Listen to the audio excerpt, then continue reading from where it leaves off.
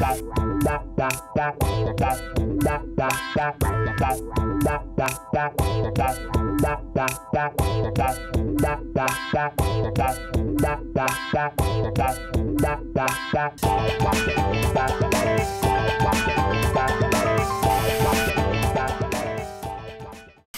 was, I think, really the right opportunity at the right time and a chance to work again with Vince. We've made a lot of movies together as producers. We did Four Christmases and Break Up. We did the movie Made, and so this was an opportunity. It was, you know, an idea that he had of four couples with very relatable, real issues in their lives, going to an extreme place to get a chance to work on their marriages, and that was a really appealing idea to me. And he had worked out a lot of the story in his head and really had the four guys himself, Jon Favreau, Jason Bateman, and Faizon Love in mind. And, you know, it also had an opportunity to shoot in a pretty beautiful place. So that package, when presented to me and he asked me, was a pretty quick answer of yes. Jason and I are seriously considering getting a divorce. And that is why we are going to go here. It's Disneyland for adults. You guys are gonna have a blast. Actually, we have found a great group rate. This looks like a screensaver. They got fish that you can see through the floor. FILMINK's weekly top 5. Number 5, Moon, the directorial debut of Duncan James, who is David Bowie's son. It stars indie darling Sam Rockwell, and it's about a guy who's stationed on the moon by himself. It's pretty out there. For a guy's first film, it's really, really worth checking out. Thumbs up. Oh, and here's a tip. Listen out for the voice of Kevin Spacey as Gertie the computer. It's awesome. Yeah. I'm Gertie. I'm a computer. Ah! At number 4, we have Louise Michel. It's a French road film. It's made by a couple of anarchist comedians.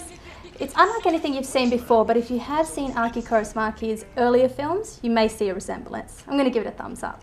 Definitely a thumbs up. Of note is Matthew Kassovitz, who has a small role in this film, so watch out for it, but he's a star of Amelie, he's the director of La Haine, and he produced this film. It really is a deadpan classic. Big thumbs up from me. Hi, I'm Faizon Love. Go see Couples Retreat, October 9th, and you're watching FILMINK TV. Jason pulled a gun on our therapist. I'm gonna shoot you in the head. And forced him to say whether or not we were gonna make it. What would you say? Put that in. I'll holster this. Thank you for joining me. Thank you for having me in your country, your beautiful country. Yeah, have you ever been here before? No, but I'm staying, so now what? Yeah. So tell me, with the Couples Retreat, congratulations on the film. Yes, it wasn't like work. I mean, I remember looking at the film like, wow, we did that while we were there. Remove your mask. You want to take our clothes off? I don't have any drawers. Undress! Is his junk out? Yep. Now it's a party. We have Observe and Report, a Seth Rogen starring film that you're either going to love or hate. It's about a mall cop who's obsessed with a chick who works in the makeup counter. Look, it's actually a really surprising, really funny film, but don't expect Paul Blart Mall Cop. This is more like a twisted, stoner version of Taxi Driver. See it and you'll see what we mean. Thumbs up.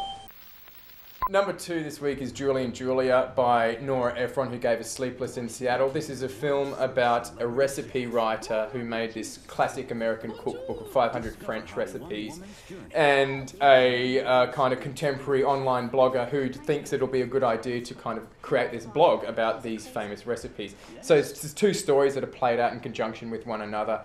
It's pretty lame, to be quite honest. Not really my cup of tea. Pinky. Yeah, it's Nora Ephron. She's trying to recreate the magic that was found in Sleepless in Seattle with the 2 storylines. It doesn't work. And Meryl Streep. What the hell? Voice. Like, I like Meryl, but... the Meryl.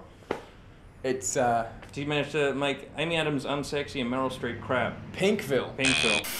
Obviously the film's about, you know, they're going through marriage problems and things like that.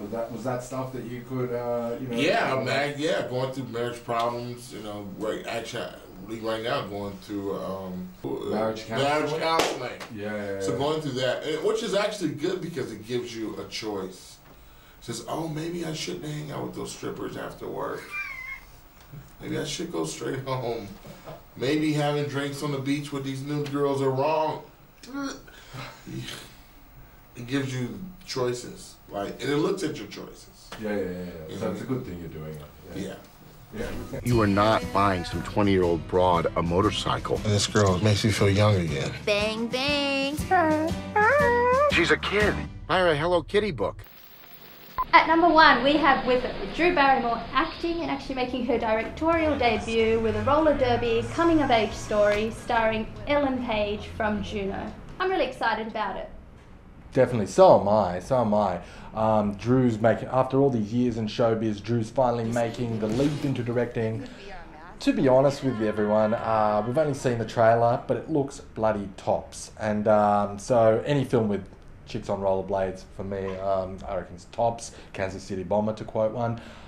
Whip it good.